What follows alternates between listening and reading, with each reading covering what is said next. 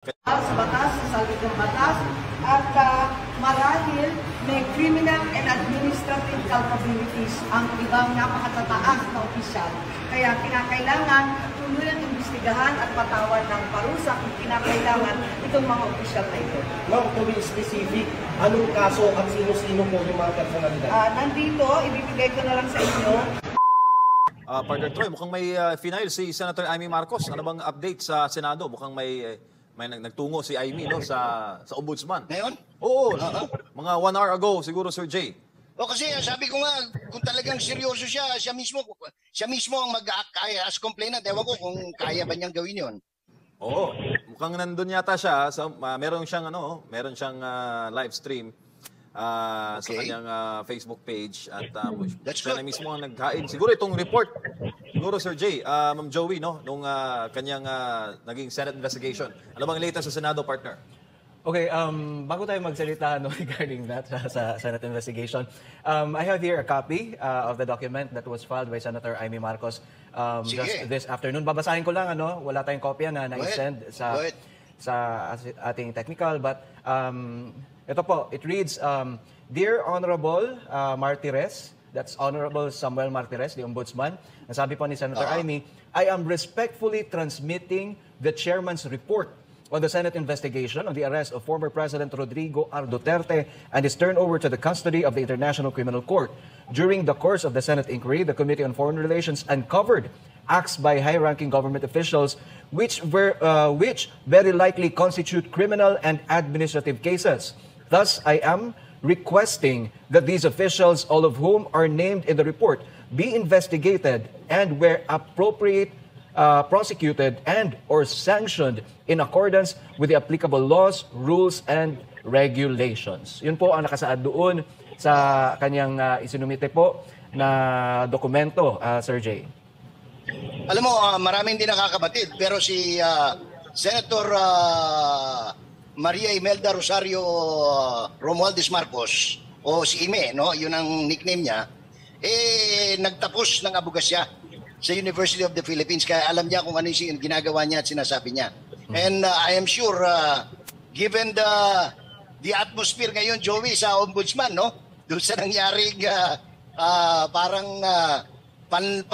pagmamaliit sa kanya, the Ombudsman will act with dispatch on this particular request of Ms. Marcos. Oo. Tapos, Sir Jay, may clarification lang dito. Ay may mga... isa sa mga katanungan dyan, Sir Jay, since it was Senator Amy ang mismo nag-file, meron lang clarification kung ano ba yun, pinakakasuhan ba talaga niya ang mga tao na nasa gobyerno, or was it just a simple transmittal ba ng chairman's report lang sa ombudsman? So yun yung mga tinatanong. Kung babasahin natin yung chairman's report, yung kabuuan, yung una niyang ginawa ng the other day, no, before the Labor Day, the committee recommended the filing of appropriate actions, no? The conduct of appropriate actions. Of course, not limited to investigation, but filing motu proprio of administrative and criminal charges against those cited in the committee report, Troy. Pero matanong ko lang, Sir Jay, ano ba yung pinagkaiba ng recommendation lang at saka sa yung pag-file mismo ng reklamo? Okay. Ang recommendation kasi ang ombudsman pwede siya on its own, no? Gumawa ng aksyon. Okay. Iba yung halimbawa ako, taxpayer ako.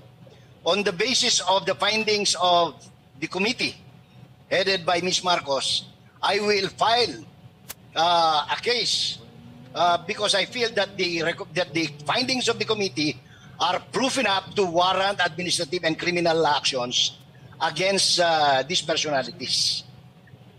In other words, with mas mabilis, mas makagagalaw ng may laya ang ombudsman sa kanilang pagsasagawa ng pananaliksik, investigasyon, at ultimately pagsasampa, either administratively and criminally, against those cited, the personalities, the Remulla brothers, General Marbil, General Pajardo, General Torre, and Ambassador Lacaninaw, no? Among the many others. involved personalities, Troy. Anong take dito ni Miss Joey? Ma'am.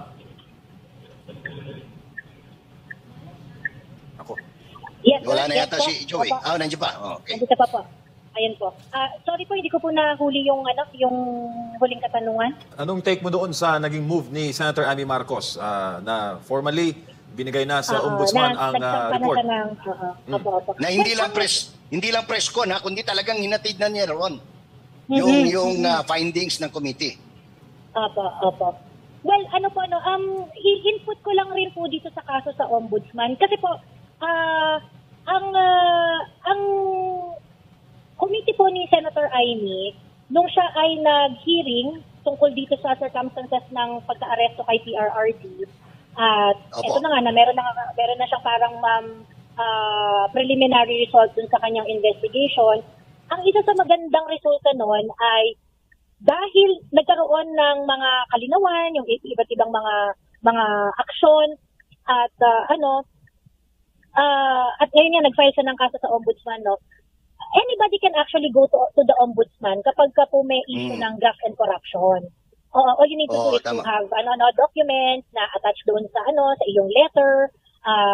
Pwede nga itong anonymous, pwede rin naman itong under oath na at in writing para mas mabilis ang proseso. So kumbaga parang isa sa kagandahan ng ginawa ng hearing ni Senator Amy ay, ang sabi ko nga dito sa aking post, no, inopen niya ang rest back season dahil dun sa hearing na yon.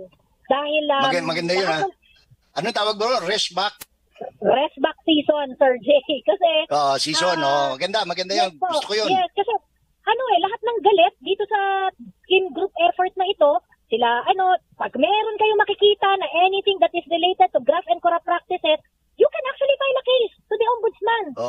Dahil dun kumbaga sa English, Joey, parang napakagandang precedent setting nito, no? Yes, Sir Jay. Lalo na kung ganyan nga, no? Kasi let us remember na ang hearing ng komite, ito ay under oath. At maaari kang mag-request ng records ng Senado para ma-certify. At ito ay maaaring gamitin ng ebidensya pag ikaw ay nag-file ng reklamo ukol sa graft and corruption or other violation of other violation of such law. So, kumbaga, dahil sa hearing na yon, ito kasi hindi masyado ito napag-uusapan, although pinag-uusapan ko ito sa aking live, itong ganitong action is actually very empowering, lalo na doon sa mga taong galit na galit sa ating gobyerno, para sa mga kakampi natin. Ito ay magagamit para tayo ay rumesbak dito sa mga taong kinagagalitan natin. And I really hope that a lot of people will utilize it. Even in the future hearings, kapag nagkaroon ng mga ganitong klaseng mga pangyayari, and nahipo ang anything that involves graft and corrupt practices, maaari po kayong dumiretso at mag-file at gamitin ninyo ang mga impormasyon na nangyari sa hearing na ito para merong tayong resback dito sa mga corrupt na mga opisyal para managot sila. So yun po yung una kong yung una kong punto diyan. At at the same time, of course, dahil nga yung hearing na yan, it's under oath, meron tong report, na kulit ang lahat ng mga statement, na kulit ang lahat ng mga ebidensya. This can definitely be used dun sa mga existing cases tungkol sa pag-aresto kay PRRD sa local courts natin dito sa Pilipinas and sa ICC.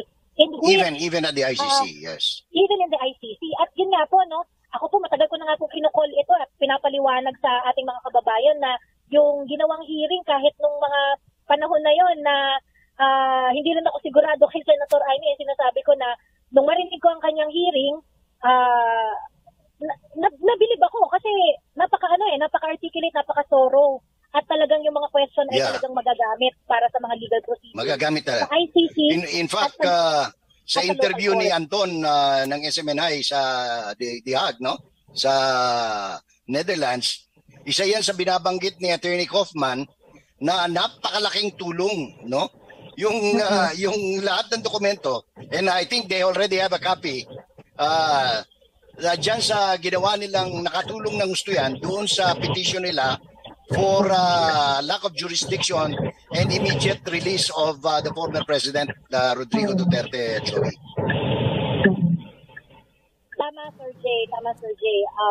malaking tulong ito at it really deserves an applause dahil contrary dun sa mga, kasi hindi natin maiwasan, marami talaga tayong mga kababayang galit dahil after all, kapatid niya si Bongbong Marcos na talaga napakalaking pasakit sa bayan natin. But credit is due and let us recognize it.